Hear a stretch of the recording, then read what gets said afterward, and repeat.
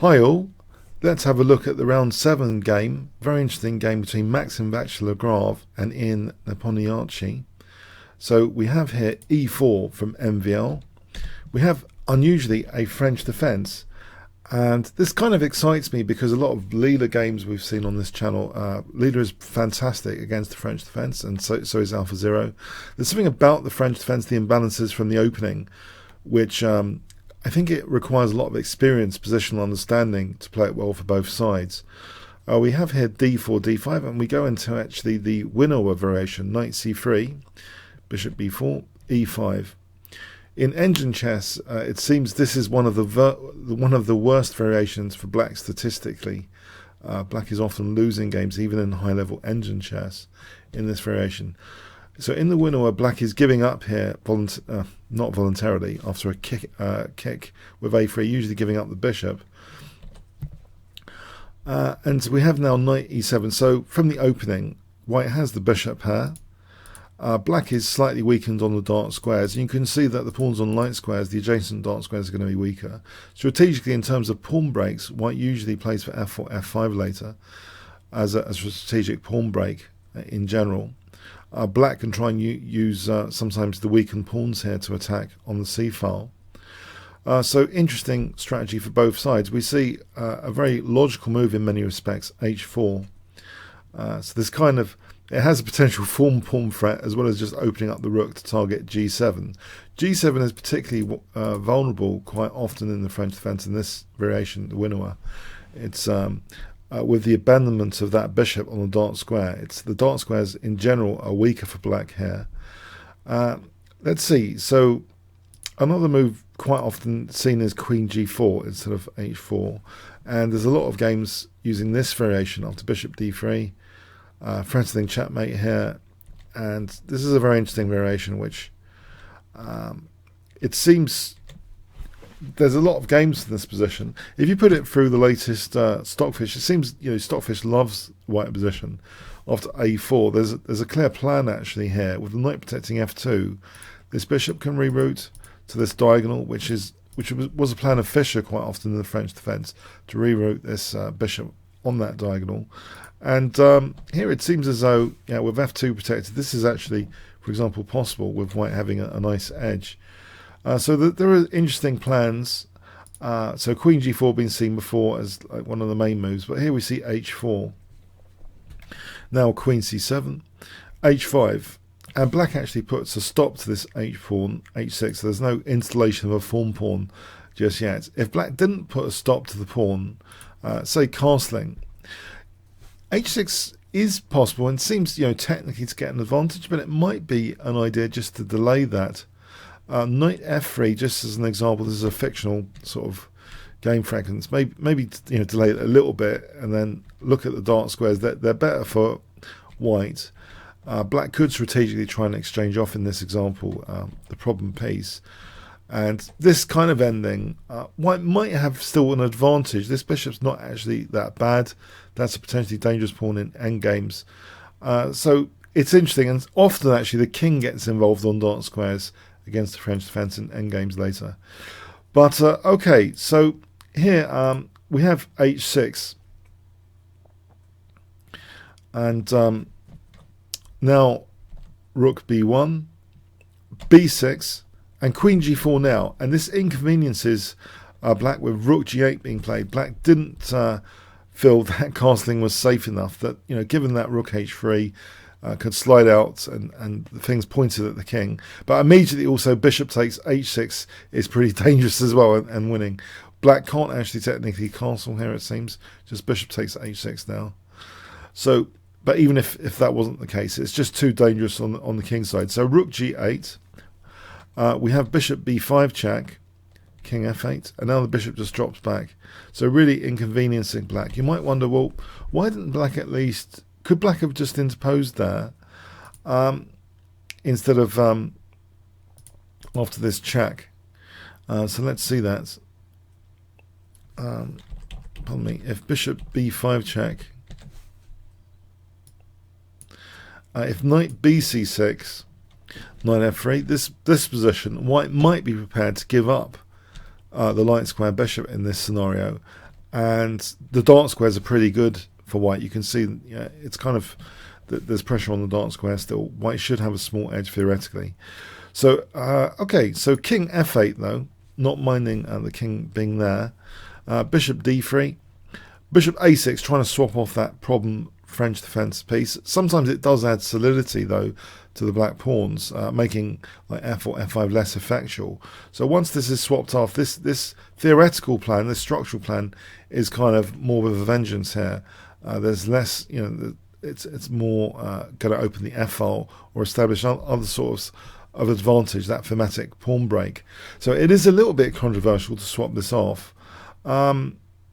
Alternatively though, if we look, I mean, black's position isn't that inspiring. If c4, there could be some suffering here with this central pawn wedge, the extra space in the center, and white could play like this quite energetically, for example. It might be quite unpleasant, the scenarios here. And also if, say, knight bc6, again, anytime white has this sitting position with a kind of free hand to play f or f5, it could be pretty unpleasant. If black tries this kind of thing, again, this plan might eventually be on the cards, f or f5. So this strategic plan of f or f5 is recurrent throughout the variations of this game. So okay, bishop a6, d takes c5. Now this, I thought, is an interesting decision. You might wonder why. Doesn't it sort of really fragment the white pawns? And it's also offering e5. This is looking like white wants the bishops, especially this dark square bishop, to have lots of play. It looks far too dangerous just intuitively. To take on e5, white could continue developing and big initiative. Black didn't even really consider that, I expect.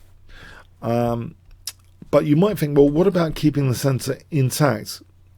Knight f3, maybe this is actually going to be quite okay for black. If black can puncture the c4 square, black should be looking at near equality. It's tricky, but there might be, for example, this position. Black should be okay, stable enough. So d takes c5, yeah, instead of like the routine knight f3 is an interesting decision, I felt. Bishop takes d3 was played here.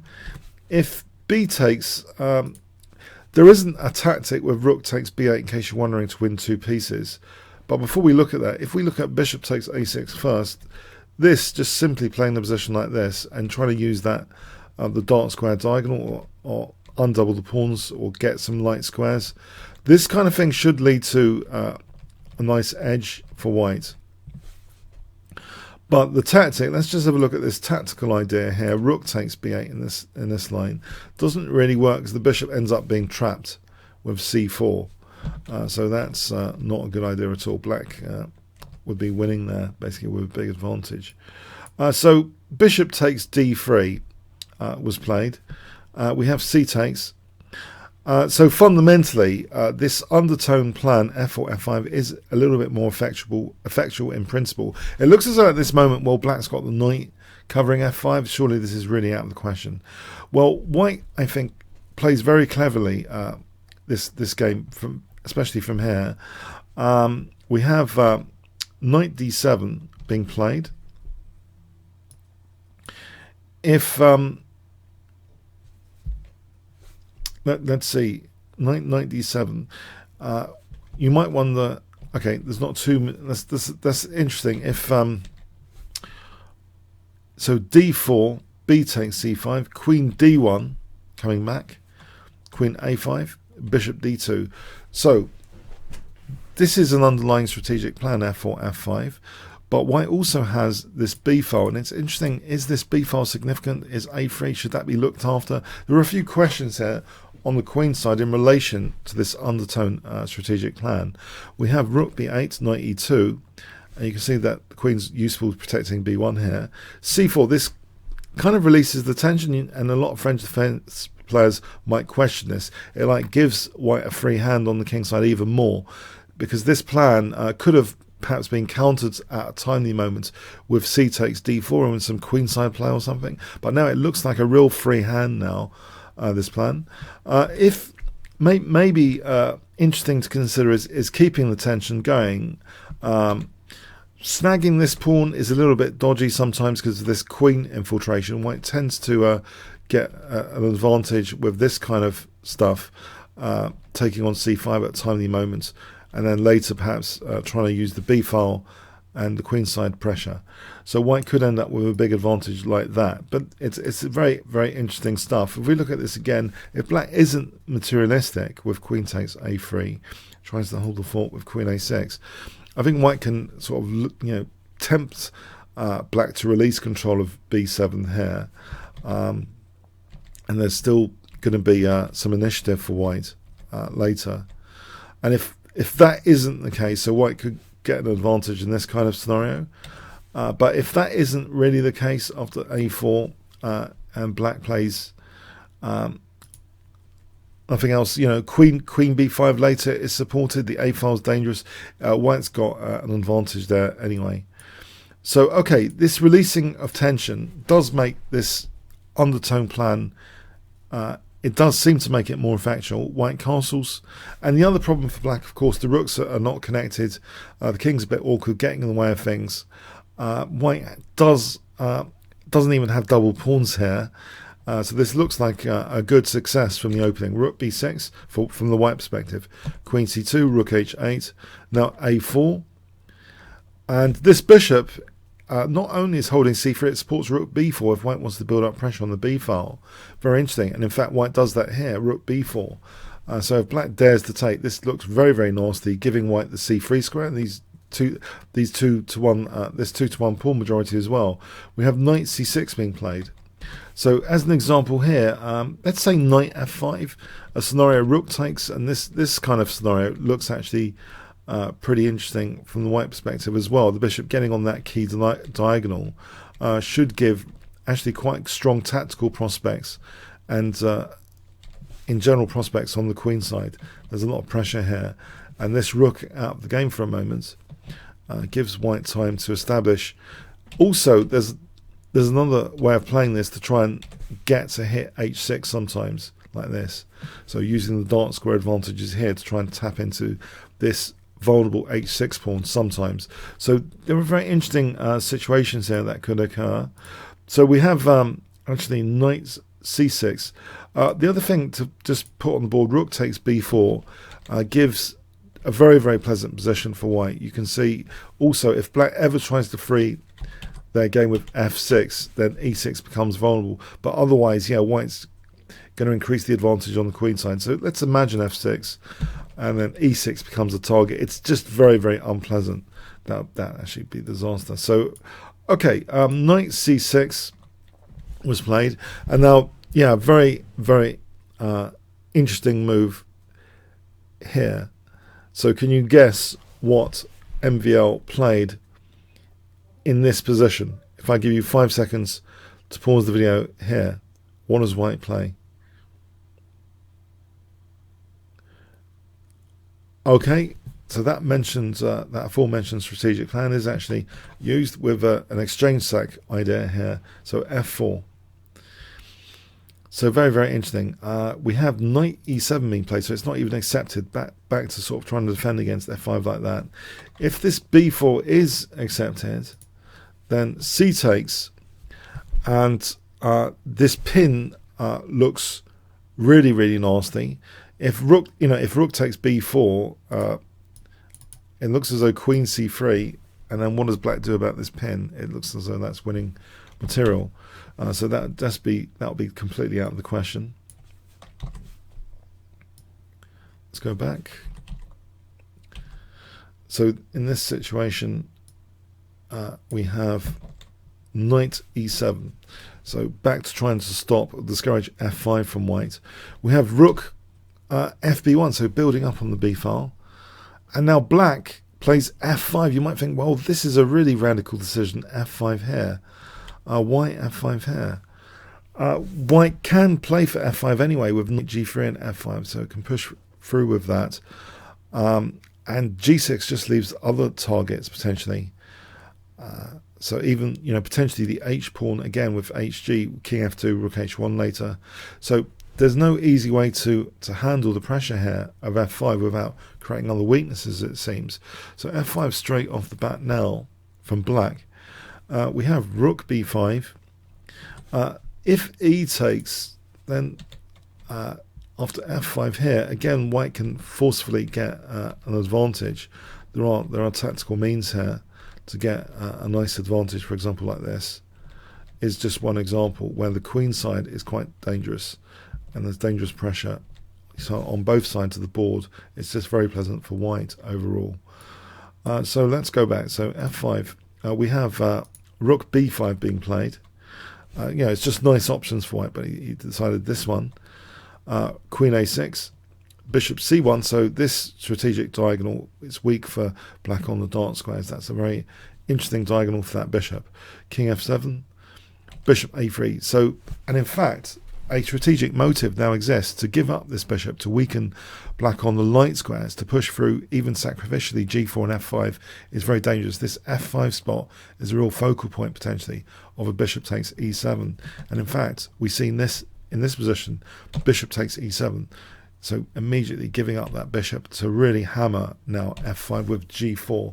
So a really fantastic concept. It really does seem in the spirit of like Leela chess playing white. So maybe MVR's been influenced by Leela chess or something, or generally has that strategic understanding in the French defense. But this f5 break and f5 pressure in general now accentuated by this bishop exchange. So we have rook takes b5. If f takes g4 here, then for example rook takes an f5 now, and the pawn chain is crumbling a little bit, and there's entry points. So for example like this, and it's just very, very pleasant for white. And there's a passed h pawn there, of course, and this is a big advantage for white.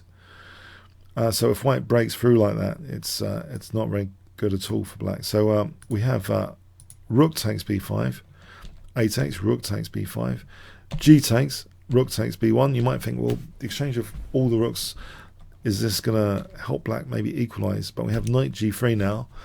Notice this pawn is dissuading g6.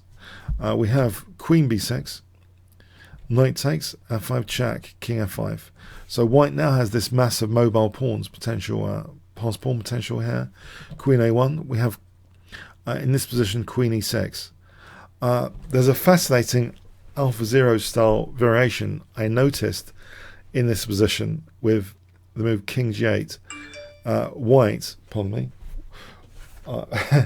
white has a very nice move here in king h2. This is a really fascinating move, not just for queen g1, but if knight f8, can you see what white could play in this position? I'll give you 500 points. This is just a variation I thought was amusing here. Okay, because the whole point of f5 was to weaken this pawn chain, but you need to sometimes concretely find how do you actually win those pawns. But this move, queen h1, does that spectacularly. Because if queen e6, what would you play here with white? 100 points if you want to pause the video.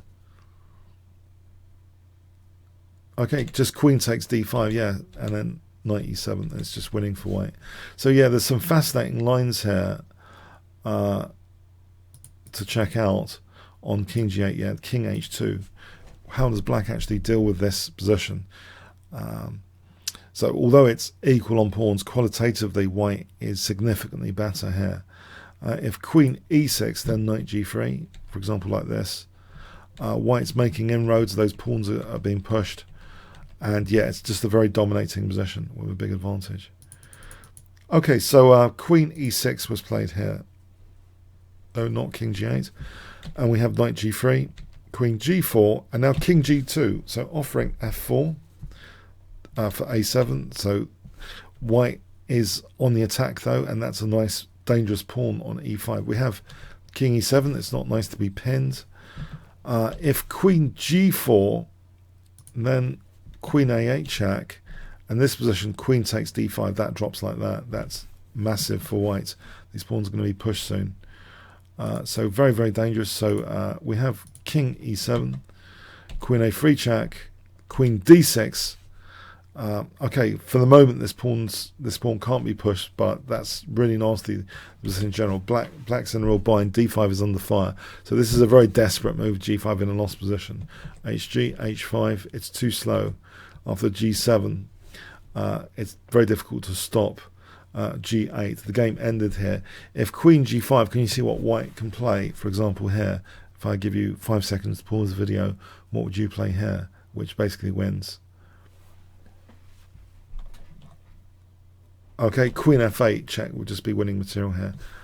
So a new queen, and then just taking, or here, or not taking on d5 just yet. Maybe e6 is even stronger. This is the line I've checked out where it's very straightforward to win crushingly like that.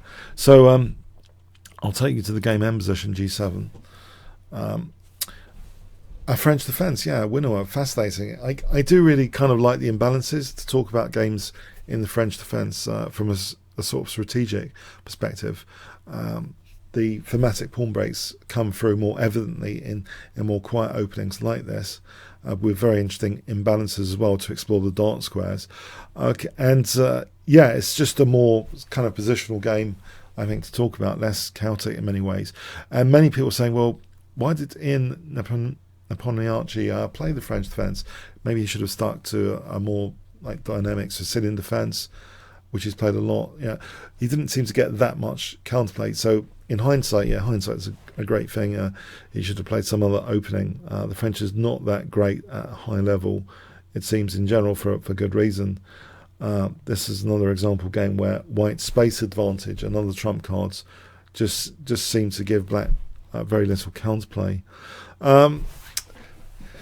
So the breaking news is that the whole candidates has now been cancelled because of the coronavirus situation. So this might be the last World Championship candidates game we see being played for several months, potentially. There are other decisive games I could go over in the next few days just to make for some completeness of the coverage here on this Kingscrusher channel. Please let me know if you do want me to cover the other World Championship games in what particular priority order. I could try and have a go at checking them out for some insights there. Yeah, we're in a pretty dark situation. So I always wondered about the phrase "don't panic" from Hitchhiker's Guide to the Galaxy, and I think I'm experiencing firsthand the implications of people like panic buying. The can be an act of selfishness, and I think there's a general don't panic in fact we should be the opposite of selfish in the general sense. I think the whole situation apparently with the virus situation as a big threat was documented by Bill Gates on a TED video 5 years ago. I encourage you to seek that out. I think generally I think the less selfish we are, the better the planet will be generally, and this goes at all sorts of global issues. I don't want to make this. I think we've got to start thinking about other people generally. Otherwise, we're going to be hurt in the end. I think countries just can't just think about their own economics, for example, at the expense of the world generally, because it's going to hurt them in the end. And okay, we're lucky chess can be played online. We can enjoy a bit of chess as a distraction, but I think we've also, we've got to come together as a planet to just look after the planet generally, and treat the situation, learn the lessons here to be learned, and this idea of just caring for other people. I think we've got to do that more and more if we're going to survive, basically. Okay, but I'll try and cover the other decisive games if there's interest, or other stuff generally which is interest, to try and make this channel keep it having some entertainment and educational value about chess generally. So take care, keep washing your hands regularly, self-isolate if you can, and I'll see you soon for the next chess video, I hope. Thanks very much. Okay.